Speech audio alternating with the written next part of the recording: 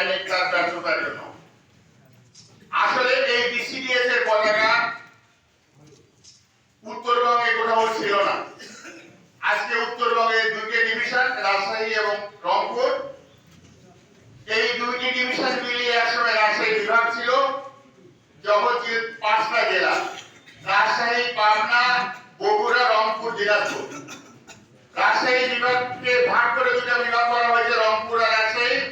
প্রত্যেক বিভাগে 8টি করে জেলা ভাগে পড়েছে। রাজশাহী বিভাগে জয়পুরহাট জেলাও পড়ে। সেই সুবাদে আমি আপনাদের এখানে এসেছি রাজশাহী শাখা সভাপতি হিসেবে। কেন্দ্রীয় বিসিডিএস এর ভাইস প্রেসিডেন্ট ছিলাম আমি যখন বাংলাদেশে 4টা বিভাগ ছিল। উত্তরবঙ্গ থেকে রাজশাহী বিভাগ থেকে আমি সেন্ট্রালে 20 বছর যাবত আপনাদের দায়িত্ব পালন করে ভাইস প্রেসিডেন্ট হিসেবে।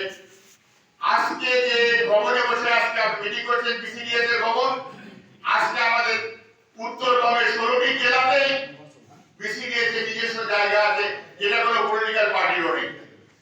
আমরা একটা শিক্ষিত সম্প্রদায়ের ব্যবসায়ী, আমরা সেবামূলক ব্যবসায়ী। আমরা আমাদের মধ্যে এমন কোন ব্যবসায়ী নাই যে মিনিমাম এসএসসি পাস না। কলেজের প্রফেসর, ব্যাংকের রিটায়ার্ড অফিসার, বিভিন্ন স্তরে। আমার রাজশাহীতে একজন ওষুধের ব্যবসায়ী আছে, তিনি বুয়েট থেকে ইঞ্জিনিয়ারিং পাস করে চাকরি না করে ওষুধের ব্যবসায়ী। শিক্ষিত সম্প্রদায়ের এই সমাবেশে বেশি কথা বলছে, সময়ও কম। শুক্রবার আছে, জুমার দিন। আমাদের প্রধান অতিথি এখানে কথা বলবেন। আমি যে কথাটি বলছি, আজকে বিভক্তির মধ্যে আজকে আমরা এখানে মিটিং করছি। আপনারা এটা সবাই জানেন, জয়পুরহাট একটা জেলা, একসময় বগুড়ার একটা সাব ডিভিশন ছিল, এখন পর্যায়ক্রমে এটা জেলা, রাজশাহী বিভাগের অন্তর্ভুক্ত। বিসিডিএস এর নিজস্ব ভবনে বসে আজকে আমাদের এই মিটিং করছি। এটা আমাদের একটা গর্বের বিষয় যে আজকে নিজস্ব ভবনে বসে, যেটা অনেক পলিটিক্যাল পার্টিরও নেই, নিজস্ব ভবন, নিজস্ব জায়গা, এটা আমাদের আছে। আমি রাজশাহী বিভাগের 16 জেলাতেই আমাদের নিজস্ব জায়গা এবং নিজস্ব ভবন আছে। এটা আমাদের জন্য একটা গর্বের ব্যাপার। একটা জিনিসের অভাব, সেটা হলো আমাদের মধ্যে বিভক্তি। এই বিভক্তিটা কাটাতে হবে। আমার কাছে অপোনেন্ট গ্রুপের লোকরা প্রতিদিন গিয়েছিল, তারা আমাকে রিকোয়েস্ট করেছিল এই মিটিংয়ে না আসার জন্য। আমি ওনাকে প্রশ্ন করলাম, আপনি কি বিসিডিএস এর সদস্য আছেন? উনি বললেন না। উনি বললেন জয়পুরহাট জেলায় 1700 থেকে 1800 টেলিস্ট আছে, ওনারা মিটিং করতেছেন 100 লোক নিয়ে। এটা হতে পারে না। আমি বললাম, আপনি নিজে সদস্য কিনা বলেন।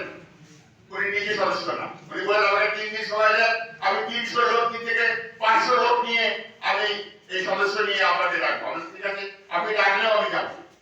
আপনি যদি ডাকেন আমি যাবো, কারণ এটা পরিবার। এই পরিবারের বিভক্তি আমি চাই না।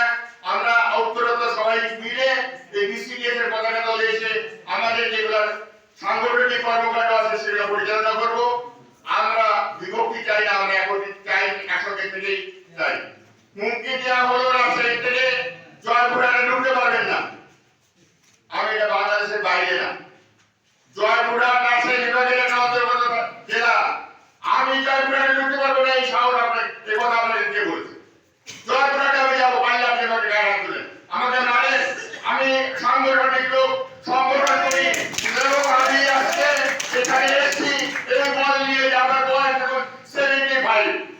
রানা আমার ছেলের বন্ধু, বড় ভাই, তার সাথে যদি কেউ আমার গায়ে হাত তোলে আমি এটা মাথা পেতে নেবো এবং পরবর্তীতে হুঁশিয়ারি উচ্চারণ করে দেবো, বিসিডিএস এর পতাকা তলে আপনার যদি স্থান হবে না, ঠাই হবে না, আমরা আপনাকে কখনই আর মেনে নেবো না। আমি নিজেই সদস্য না, আপনি আমাকে বাধা দেবেন কেন? আমি যাবো, আমার পরিশ্রম করবো, সহ যাবো, আমি পারলে আমাকে বাধা দেবেন। আমি আপনাদের কাছে সবিনয়ে অনুরোধ করছি, ওষুধ ব্যবসায়ীদের এই ট্রেডে একটি মাত্র ট্রেড অর্গানাইজেশন ছিল বিসিডিএস, সরকারিভাবে স্বীকৃত, এবং আমরা সবাই আজকে সমবেত হয়েছি একটা পরিবার হিসাবে। এখানে হিন্দু মুসলমান শিক্ষিত সবাই আমরা একই পরিবারের সদস্য, বিসিডিএস এর সদস্য। যারা এই বিসিডিএস এর মেম্বারশিপ নেন নাই তার কথা আমি শুনবো না, এই জন্য শুনবো না সে আমার পরিবারের সদস্য বলে আমি স্বীকার করি।